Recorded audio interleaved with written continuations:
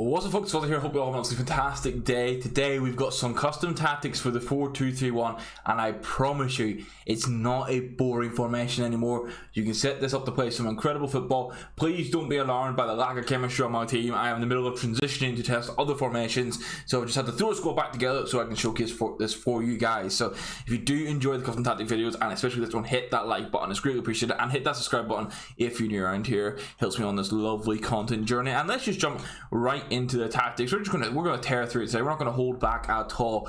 4-2-3-1 defensive style. You want press on heavy touch. You want a 44 width and you want 67 depth. If you watched any other videos, 60 to 70 is a sweet spot for depth. I'm slowly upping it and upping it. You might see it creep over 70 sometime soon, so don't be too alarmed if that happens in the next video. But 67 for the 4-2-3-1 left a nice balanced position, especially with the instructions we use.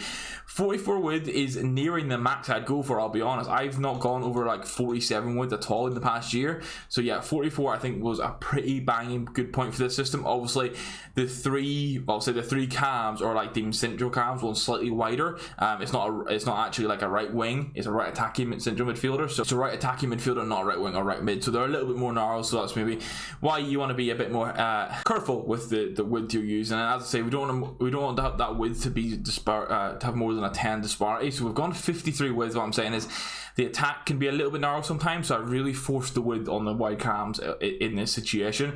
Long ball and direct passing for the build-up play and the chance creation, man, that's honestly just flat out been the best system I've used all year. Some fast build-up and some forward runs can work in different configurations, but direct passing and long ball, particularly with how we want to run this 4-2-3-1, was fantastic. And now we've got 5 players in box, 2 on corners and 2 on free kicks, which is kind of the standard go-to setup at this point. In regards to the lineup, I mean, basically it's very self-explanatory. You want your normal 4-back line, 2 fullbacks, 2 centre backs.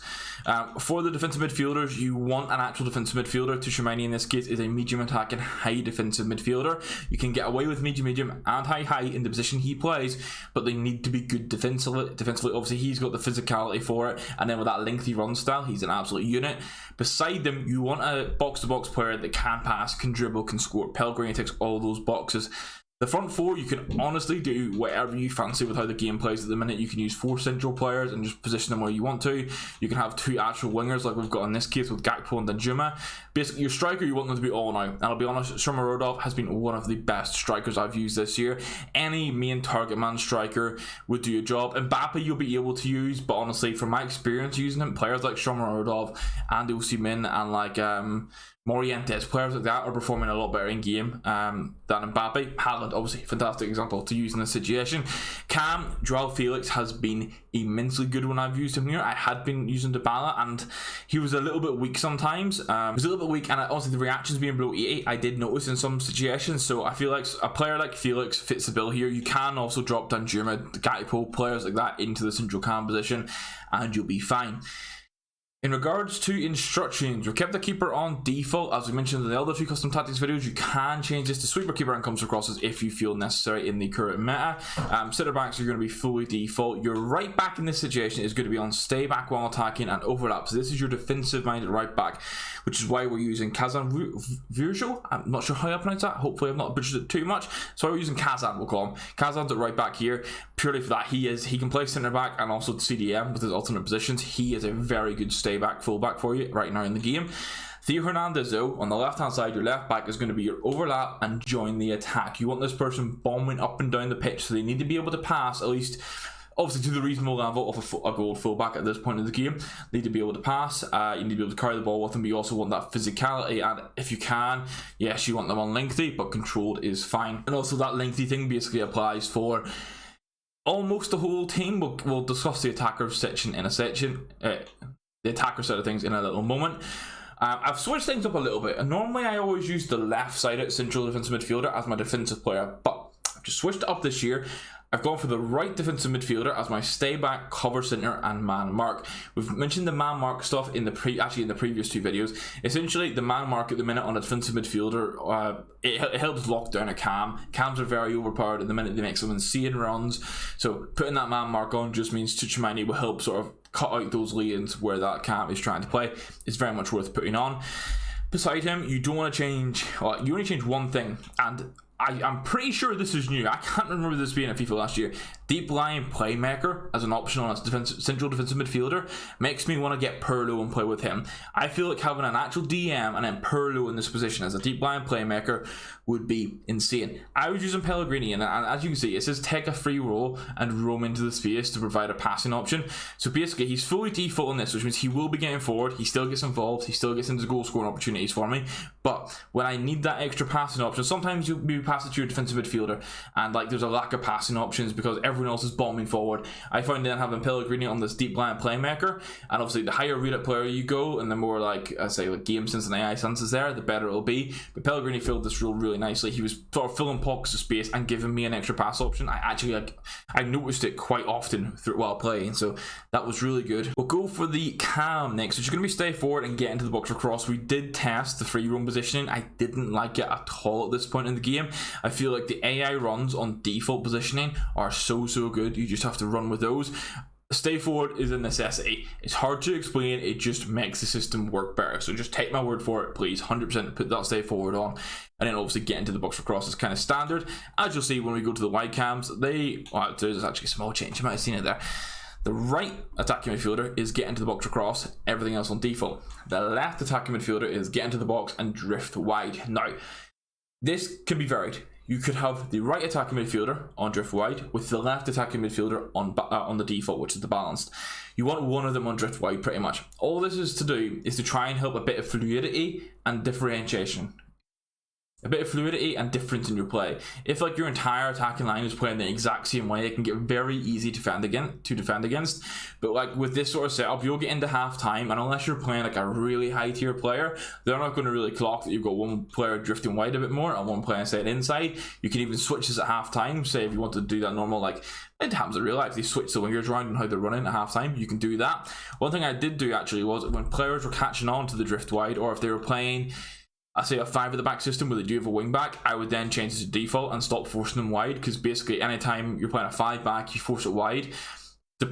Unless that wing back is bombing up and down the pitch on like join the attack and step up and everything like that, you'll get hindered by it. So that's what I'm saying. Just be aware to change that. That's one of the key things to note. And then the striker is stay central, get in behind and stay forward, which is what we normally use on our strikers anyway. Now, given sort of time restraints, I've only got one bit of gameplay to show you guys. But we're going to go through it now. We're going to show you the goals and some of the positioning the players take up. Now, I didn't mention it at the start, but I had been using these tactics in my FUT Champs run. I did this in the grind to Division 6, very, very nearly Division 5. I was stupid, I didn't get that one before rewards came out.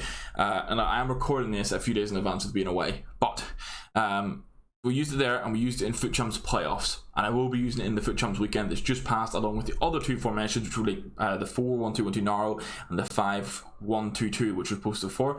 I'll be using them if you want some options for like your future FUT Champs weekends. Basically, this was a 4-1 win.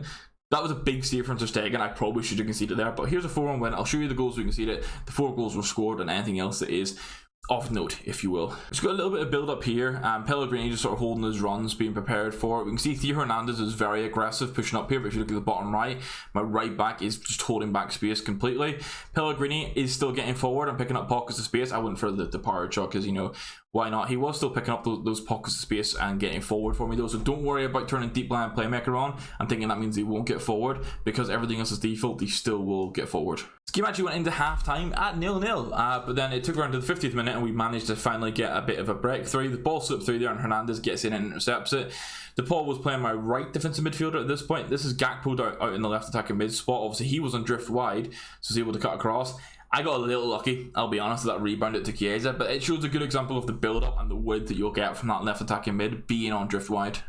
This is the goal we conceded that I wanted to showcase. Honestly, I think it was just me overstepping. I came out with my right right centre back, and then I just missed the tackle with the left centre back.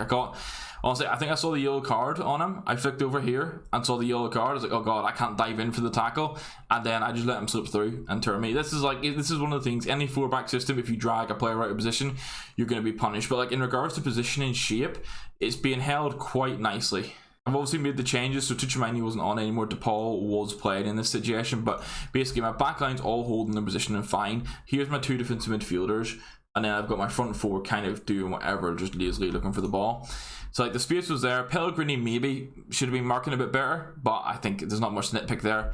I just made the mistake with the defensive, and that's really outside of Theo Hernandez going forward too much. And like say if someone has a right wing on stay forward, if you've got your left back bombing up and down the pitch, you might notice that happening. You might notice him being like targeted a little bit, but you've still got those 3 other players there, plus your right defensive midfielder on stay back. So there's still like so much cover. You don't really have to worry about it at all. Watching the back, this game was close. It was 1-1 up until the 75th minute.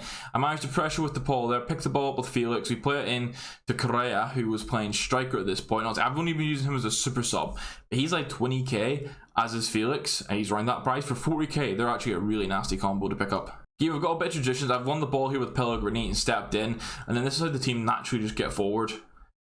Little 1-2s here. Danjuma was left attacking mid for me in this position. Little through ball into Correa, tried to turn, lose it, and straight away you can see the shape. As I say, Theo Hernandez is stepped forward a little bit, but it wasn't a drastic difference, and there was still the 3 cover plus the defensive midfielder.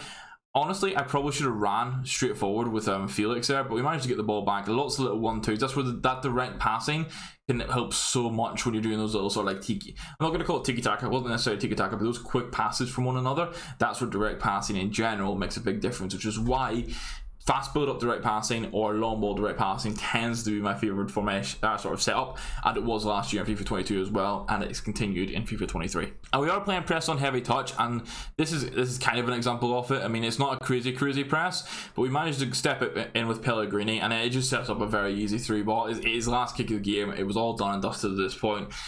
Puts a 4-1. I will say, I've been only using Correa off the bench as I mentioned it, but he is a very good player, and I would definitely consider picking him up if you need. But that does round it off for the tactics. A little apologies, it is only the 1 gameplay. I normally try to get you guys either 2 or 3 in-depth games, but I'm having to record a little bit in advance, which is sort of limited to how much gameplay we get. So that was a 4-1 win. Like, you don't need the gameplay too much in this system, I'll be honest. It's a 4-2-3-1.